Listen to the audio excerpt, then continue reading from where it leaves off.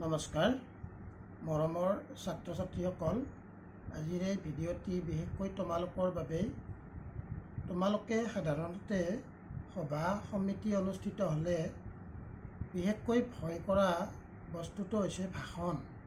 তোমালোকে ভাষণ শুনিব পাৰা, গীত মাত আদি চাব পাৰা, কিন্তু নিজক যদি ভাষণ দিবলৈ কোৱা হয় তেতিয়া তোমালোকে টান পোৱা।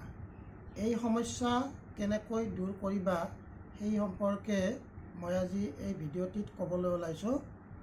তোমালোকে যদি ভাষণ দিয়া তেতিয়াহ'লে প্ৰথমে কি বিষয় বস্তুৰ ওপৰত ভাষণ দিবা সেইটো ঠিক কৰি ল'ব লাগিব।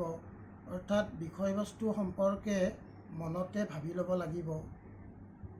আৰু মঞ্চলৈ উঠি যাওঁতে মনত কোনো ধৰণৰ ভয় ভাৱ ৰাখিব নালাগিব। স্পীকাৰটো ওচৰত ৰাখিব লাগিব আৰু এনেকৈ ৰাখিব লাগিব যাতে তোমাৰ মনলৈ একো ভয় ভাৱ নাহে। আৰু বিষয়বস্তু অনুসৰি উপস্থাপন কৰিব লাগিব।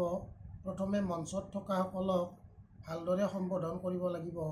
যদি আটাইকেইটা সম্বোধন তোমালোকে নাজানা তেতিয়াহ'লে সভাপতিক সম্বোধন কৰি বাকী মঞ্চত থকা উপস্থিত সাধুবৃন্দ, সজ্জনবৃন্দ এই ধৰণে সম্বোধন কৰিলে হয়। তাৰোপৰি ভাষণ দিয়া সময়ত যদি বিষয়বস্তু সম্পৰ্কে সজাগ হোৱা নাযায় তেতিয়াহ'লে তোমালোকে কি ক'বা সেইটো পাহৰি যোৱাটো নিশ্চিত। তেতিয়া মঞ্চত কিছু সময় এনে থিয় দি থকাৰ দৰে হয়। এই ক্ষেত্ৰত সমস্যাটো দূৰ কৰিবলৈ হ'লে সন্মুখত থকা ছাত্ৰ ছাত্ৰী বা অভিভাৱক বা অন্যান্য জনসাধাৰণ মানুহ, তেওঁলোকৰ ভয় কৰিলে কিন্তু তোমালোকৰ ভাষণটো নষ্ট হৈ যায়।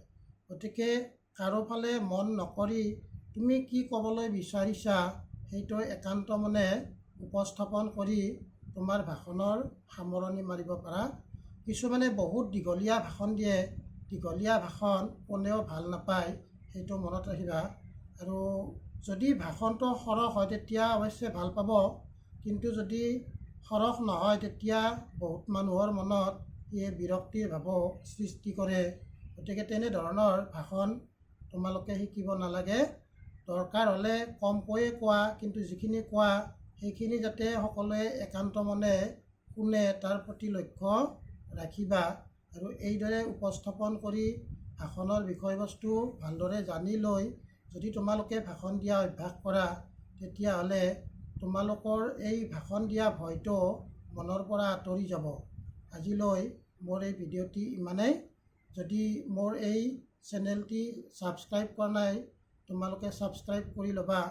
আৰু বিভিন্ন ধৰণৰ শিক্ষামূলক ভাষণ বা অন্যান্য ধৰণৰ বিষয়বস্তু লৈ মই অনন্ত আলোকলৈ আহি আছোঁ পিছৰটো ভিডিঅ'ত। আজিলৈ ইমানতে সামৰিছোঁ। ধন্যবাদ, নমস্কাৰ।